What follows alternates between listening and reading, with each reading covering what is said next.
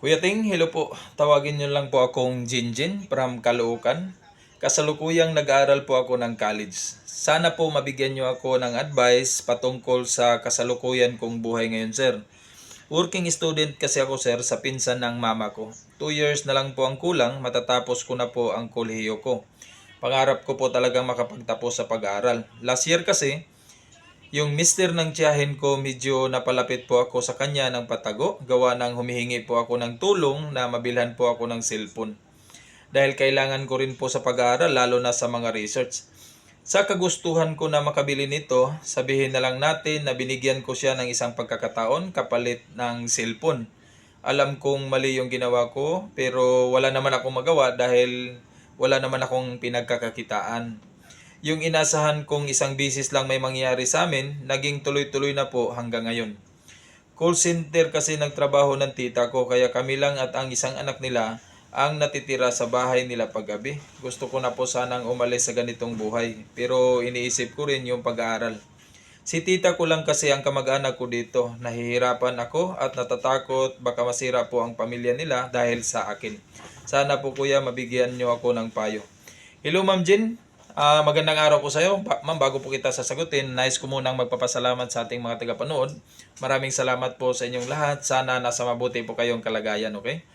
Ma'am Jen, alam mo, akala ko sa libro ko lang mababasa ito. Nangyayari din pala talaga ito sa totoong buhay. Unahin ko muna doon sa sinabi mong cellphone. Magbigay sana ito ng malaking aral sa iyo para hindi na maulit itong pamamaraan na ginagawa mo. Base kasi dito sa sinabi mo, dito nag-ugat ang problema mo dahil lang din sa maling pamamaraan mo. Ma'am, regardless sana kung wala ka mo ng cellphone, dapat hindi mo ito ginawa. Kahit sino naman kasing lalaki, susunggaban ka talaga kasi binigyan mo ng pagkakataon na maakit ang isang lalaki sa iyo. Pwede mo naman hilingin siguro ito sa tita mo. Bakit yun pa ang naisip mo? Ma'am, hindi kita sinisisi dahil sigurado ako sa time na yon, hindi mo ito naisip dahil sa kagustuhan mo magkaroon ng isang bagay na kailangan mo rin.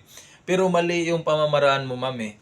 Ayaw ko pong isipin na hindi lang ito ang unang pagkakataon na nagkaroon ka ng physical contact sa isang lalaki. Kasi parang madali lang para sa iyo, ma'am, yung nangyayari.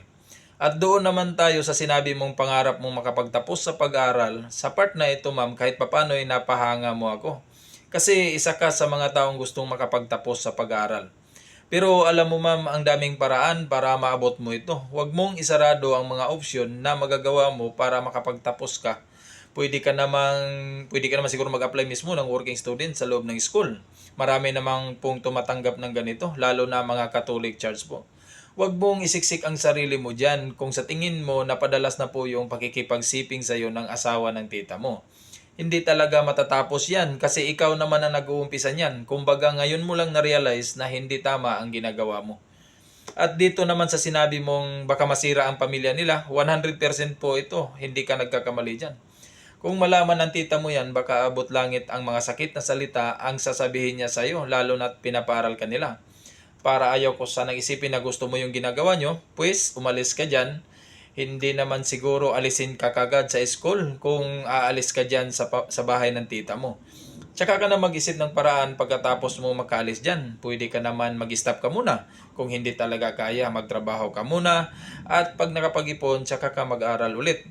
Alam mo ma'am, may mga bagay talaga na hindi kailangan madaliin. Dapat maunawaan mo ito.